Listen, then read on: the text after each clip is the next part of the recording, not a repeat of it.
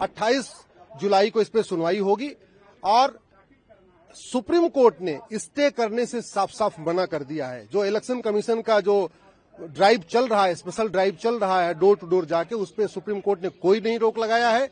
आधार card एक मात्र को बेसिस माना जाए कि वो वोटर हैं, इलेक्टर हैं। आज सुप्रीम कोर्ट में दोनों पक्षों को सुना गया। एक पक्ष ऐसा है जो चाहता है कि बिहार में जो इंटेंसिव रिवीजन हो रहा है, जो मतदाता सूची का सत्यापन हो रहा है, उसको रोक दिया जाए। हमारी याचिका, हमारी मांग ये है कि ये सत्यापन चलना चाहिए, डोर टू डोर चलना चाहिए। हमने ये कहा है कि वोटिंग फंडामेंटल राइट नहीं है, right to vote fundamental right नहीं है, लेकिन free and fair election fundamental right है। अगर वोटर लिस्ट में एक भी रोहिंग्या का नाम है, एक भी घुसपैठिए का नाम है, उसको काटा जाना जरूरी है। बिना जब तक घुसपैठिए भारत में वोट करेंगे तब तक इसको फ्री एंड फेयर इलेक्शन नहीं कह सकते हैं। माननीय सुप्रीम कोर्ट में हमारी याचिका पे भी और जो दूसरा पक्ष चाहता था कि ये रुक जाए, दोनों पक्षों की याचिका पे इलेक्शन कमीशन को नोटिस जारी किया है। हमारी याचिका में सारे राज्य सरकारें भी पार्टी हैं, इसलिए उनको भी नोटिस जारी किया है। 28 जुलाई को इस पे सुनवाई होगी और सुप्रीम कोर्ट ने स्टे करने से साफ साफ मना कर दिया है। जो इलेक्शन कमीशन का जो ड्राइव चल रहा है, स्पेशल ड्राइव चल रहा है डोर टू डोर जाके, उस पे सुप्रीम कोर्ट ने कोई नहीं रोक लगाया है।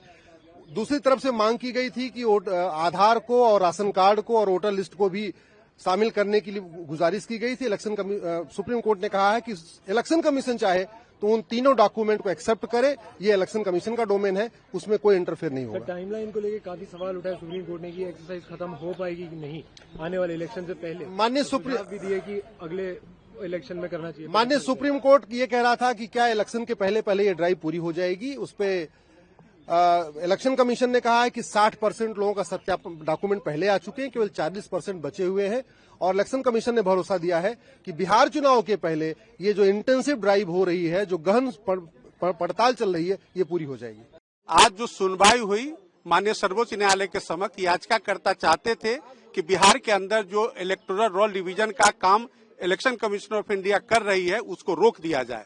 लेकिन जब उन्होंने अदालत का मूड भांप लिया कि किसी भी एसटी के लिए अदालत तैयार नहीं है, तब उन्होंने अपने एप्लीकेशन को प्रेस करने से मना कर दिया और वो प्रेस नहीं किए हैं। इसीलिए अगली 28 जुलाई को पूरे मामले की पुनः सुनवाई होगी। तब तक इलेक्शन कमीशन अपने इलेक्टोरल रोल रिवीजन के कार्य को करता रहेगा और उसकी पूर्ण सारी सूचना अगले तारीख पर माननीय सर्वोच्च न्यायालय के समक्ष काउंटर एफिडेविट के माध्यम से देगा। आधार कार्ड को लेकर भी बड़े सवाल खड़े हुए। नहीं, आधार कार्ड, उनका कहना था कि आधार कार्ड एक मात्र को बेसिस माना जाए कि वो वोटर हैं, इलेक्टर हैं।